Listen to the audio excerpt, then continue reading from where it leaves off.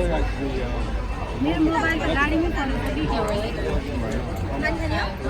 Video video बनाउनु यहाँ उठ्यो भने त लड्छ नि यहाँ गर्मी भयो बाबा गर्मी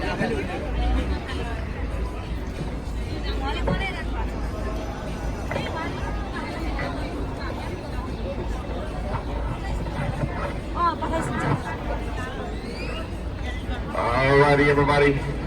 Welcome to the Titanic Part 2.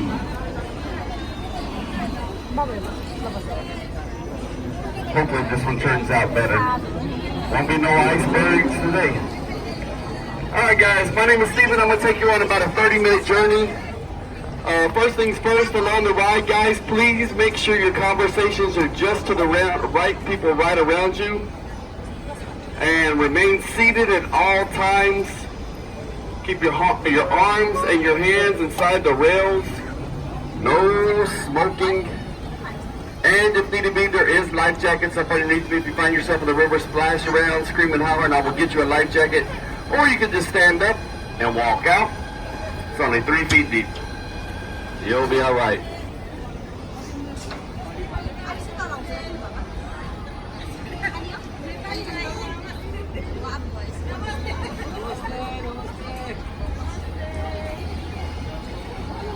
So if you saw the movie Selena starring Jennifer Lopez, you might recognize this bridge right in front of us.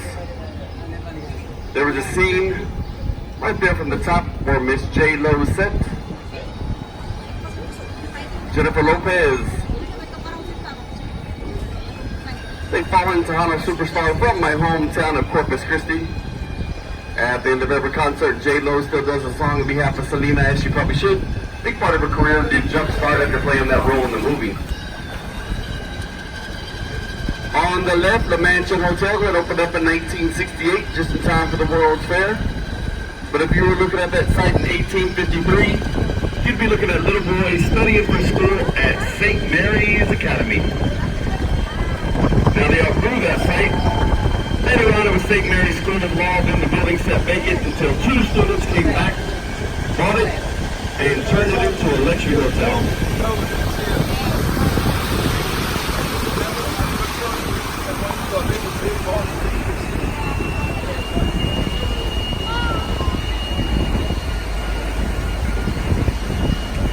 Now coming up, it's not really part of the tour, but I find it really interesting. It's an optical illusion. After we get out from underneath the bridge, I want you to look up on the left side of the river and look up high to the sky. It looks like a skinny, freestanding wall. Left side, 20 stories up, right about now. 20, sit down. Sit down.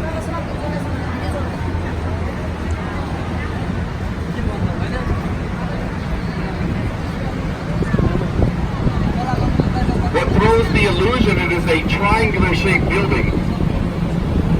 It's actually been there since 1930. Phoenix Hospital was the first fully air-conditioned hospital in the nation. The birthplace of Oliver North and Carol Burnett. Hey guys, can you guys keep it down? I can't get it. Thank you.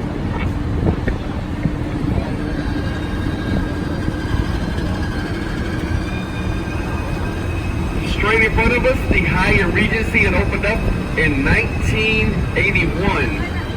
Called the Hyatt Regency. Originally this building was supposed to be way taller than that.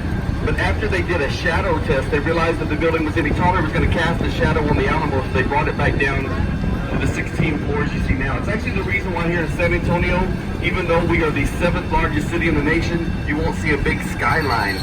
Out of respect for the Alamo, can't cast a shadow on the Alamo. How about that?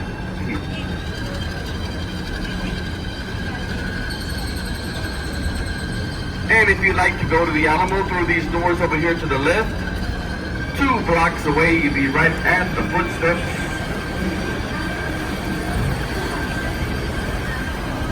Along the Riverwalk, you'll hear all kinds of music, usually, especially at night. Jazz, mariachi.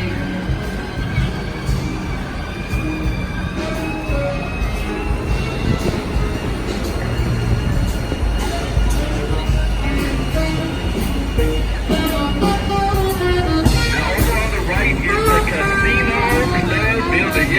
did say casino. But if you thought you were going to go over there and play blackjack, 3-card poker, some roulette and slot machines, oh, no you're not. You're in Texas where gambling is illegal. You get church bingo or you get nothing at all here in Texas. That's it. The building was actually bought by 2 society groups during Prohibition time. They needed a place to gather for their parties and whatnot. Later on, became residential space. One of the residents, Alex Haley. Alex Haley wrote an important book called Roots. So the kids are always telling me, hey, watch out for the ducks, watch out for the ducks. You can't run over these ducks. I've tried. Nah, we love the ducks around here. We love them. Especially with some orange glaze and roasted nice and crispy. Yeah. Did you know you can go out on a boat like this for a dinner charter? You talk to the restaurants, they're the ones that set you up with that. We drive the boats, they do the cooking.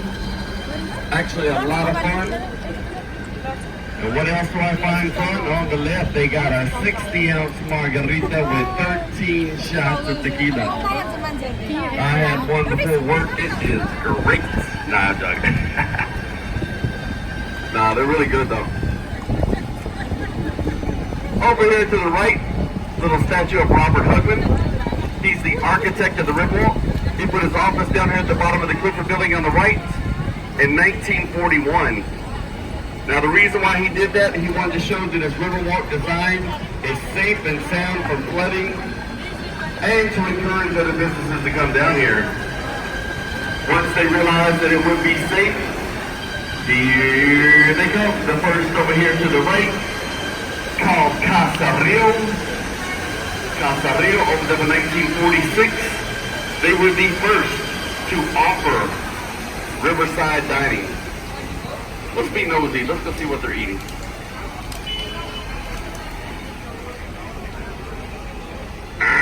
That looks good. Bud Light. What you got there, man? Got a taco crust? Oh, crispy taco. Look at that. That looks good. It is good? All right.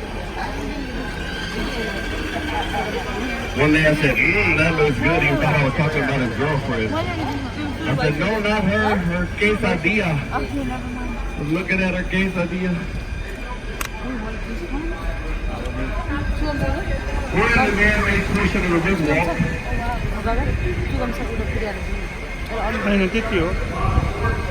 Now, the reason why they made this part right here, they needed to connect the natural San Antonio River to the world festivities of 1968 River Fair.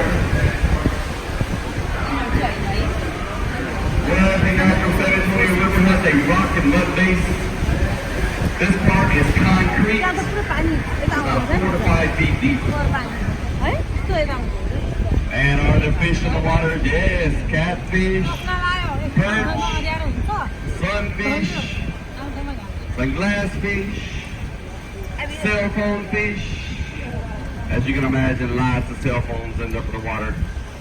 What else ends up in the water? They say on average, 3 people a day will fall in from the sides of the river. It's usually those 60-ounce margaritas had a lot to do with that. Straight in front of us, the Marriott River Center. It opened up in 1988. 1,001 rooms. Now, it itself is not historic. What was historic was what once was there in 1906.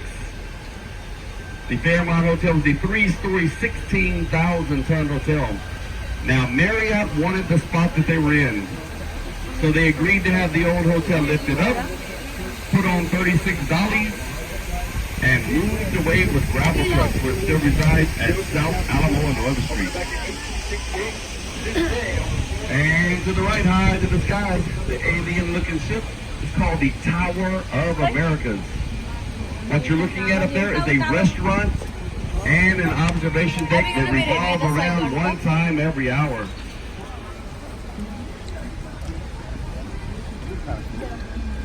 Now, when they built it, it was the tallest freestanding observation deck in the United States for some 30 years until they built the taller one. A lot of people think it is the Seattle Space Needle. It is not. It's actually the Las Vegas Stratosphere. That one stands about 400 feet taller than this one.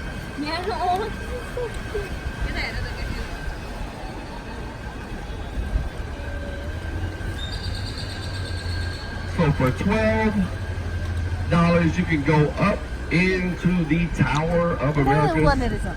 Me personally, I like to go up by elevator, but maybe you're more adventurous and like to go up all 952 steps. You would do it? You know what that proves to me? Hey, that you ain't got no sense. There was an elevator right there. No way. They do contests. Yeah. 5 minutes and 18 seconds. That's the record. That's quick. So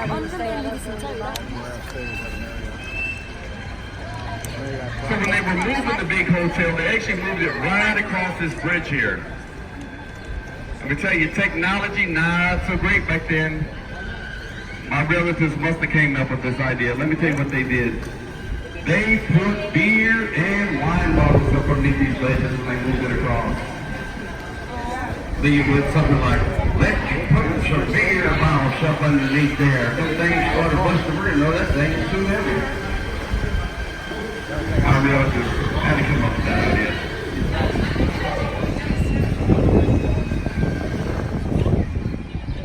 So we got 4 different types of boats. One called the Bella Picado, one for our 5 different missions, one for our tricentennial, and one called Salute the Military. And I do notice that we have a recent grad here on board. We appreciate your service and the freedoms that we have because of you guys. We got them done. Oh yeah, I didn't miss it. Sorry, missed the hat. Anybody else that is also past veterans or any of our first responders, we'd like to thank you here and for all the freedoms that we have because of you. We really mean that, guys. Thank you. Appreciate it. Thank you for your service.